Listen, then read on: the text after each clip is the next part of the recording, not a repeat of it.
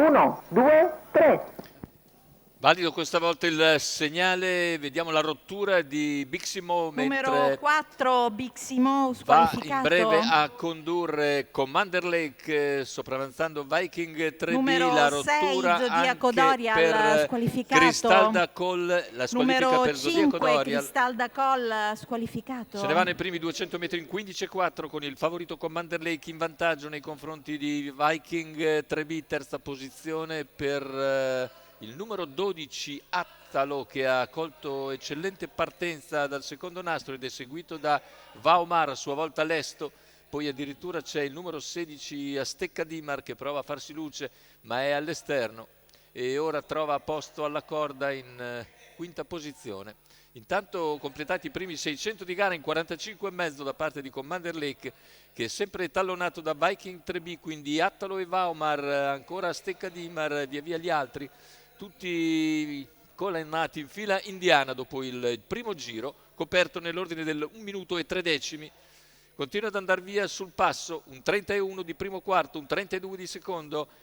Commander Lake e Andrea Farolfi, netti favoriti di questa seconda tris. Il chilometro è coperto in 1:15,3, ancora un parziale in 15. Commander Lake non permette avventure esterne, è sempre seguito da Viking 3B, da Attalo.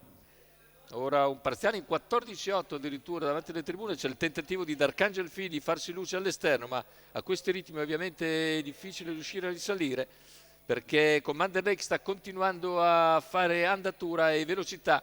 Un altro parziale in 14,9 con il quale ha leggermente staccato Viking 3B, che è ancora in seconda posizione davanti a Attalo. Poi Vaomar, ancora Darkangel Fee all'esterno.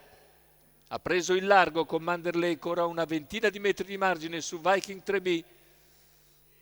Commander Lake isolato in avanti al completamento della curva finale, ingresso addirittura d'arrivo per Commander Lake, che ormai ha chiuso da tempo la partita e nel finale controlla e vince per distacco. La lotta per il secondo posto vede emergere ancora Viking 3B, mentre per il terzo sul palo è il numero 13 Vaomar che piega il numero 12 Attalo.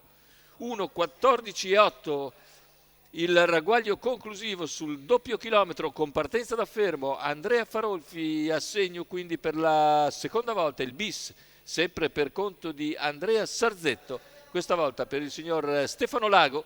Rivediamo le battute conclusive, il primo piano di Commander Lake che in percorso di testa chiude la partita fin dalle prime battute e vince per distacco. Secondo posto per Viking 3B, al terzo è Vaomar. È tutto per questo convegno di corse dall'ippodromo Arcoveggio.